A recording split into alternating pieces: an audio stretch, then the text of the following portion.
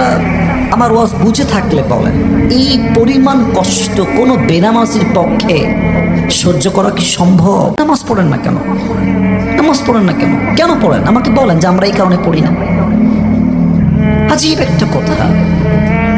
আমাদের উচিত এমন একটা স্লোগান তৈরি করা, বেনামাজি যুবকের সঙ্গে কোনো মেয়ের বিয়ে আমরা দিব না, এবং বেনামাজি মেয়ে যে হবে তার সঙ্গে কোনো ছেলের বিয়ে আমরা দিব না। যুবক ভাড়া নিয়ম করে দেন না, নিয়ম করে দেন।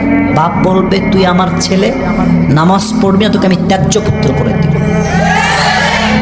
আপনি ছেলে, আপনি নিজে কামাই, আমি নিজে কামাই করি, বহু বছর যাবত আমি নিজের খরচ নিজে, আমার সংসার আমি চালাই, সব টাকা আমি কামাই। অহংকার না, আমি আমার বাপের ছেলে, আমি মরদের বাচ্চা।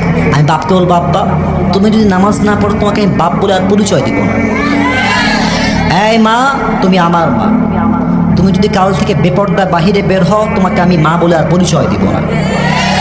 এই বউ তুই আমার বউ, তুই আমার বাড়িতে থাকিস, তোর খাওয়ার পড়া কাপড় চোপড় পোশাক আশাক আই প্রোভাইড এভরিথিং, আমি সব তোকে দেই। তুই নামাজ পড়বি না, তুই বোরকা পড়বি না, তুই পর্দা করবি না, তোকে ভালো করে বোঝাবো, বুঝো জান, বোঝার চেষ্টা করো, বুঝবা না তোকে তালাক দিয়ে রেখে দেব। আমার কথা একটা, আমার আত্মীয় হোক, আমার রক্তের হোক, আমার বন্ধু হোক, আমার বউ হোক, আমার বাপ হোক, আমার মা হোক, নামাজ যে পড়বে না তার কোনো জায়গা আমার জীবনে হবে না। নামাজ নামাজ নামাজ। আপনারা সবাই মিজানুর রহমান আজহারী হুজুরের নাম তো শুনলেন আজকে নাকি? চেনেন তো সবাই নাকি?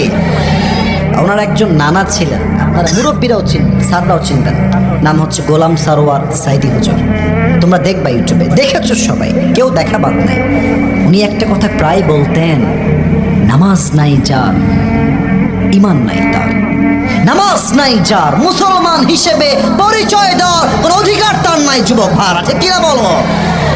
বেনামাজির রুহু যখন কবজ হয়ে যাবে বাস নিথর লাশ দুনিয়ায় পড়ে থাকবে।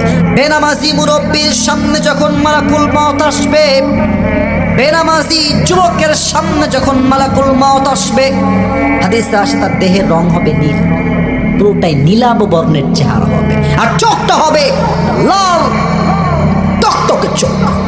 হাদিসে এও আসছে মালাকুল মওতের দেহ হবে বিশাল লম্বা, পা থাকবে জমিনে হের তথা মাথা থাকবে আকাশ বরাবর বিশাল। তার দেহের কালো পোশাক এতটা ভয়ঙ্কর হবে, হাদিসে আসছে বেনামাজি যখন মালাকুল মওতকে এভাবে দেখবে হঠাৎ করে, তার ভয়ঙ্কর চেহারা দেখে বেনামাজি পুরো দেহের মধ্যে একটা ভূমিকম্প তৈরি হয়েছে, থর থর থর থর করে কাঁপবে।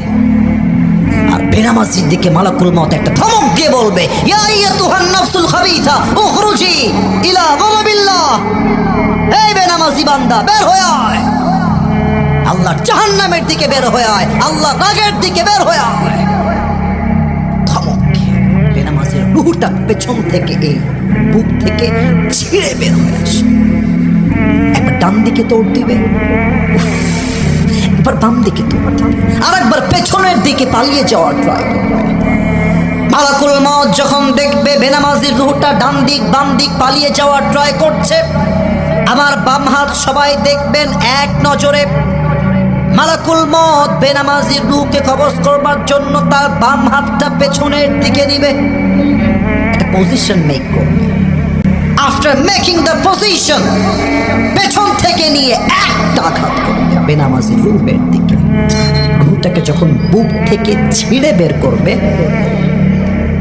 আল্লাহর হাবিব বলেছেন একটা জীবিত ছাগলকে যাবেহ না করে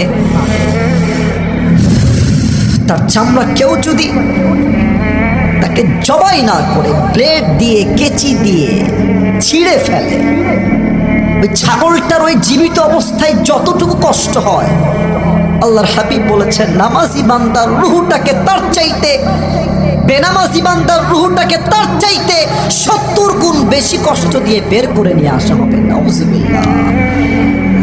আচ্ছা আপনারা আমার ওয়াজ বুঝে থাকলে বলেন, এই পরিমাণ কষ্ট কোনো বেনামাজির পক্ষে সহ্য করা কি সম্ভব?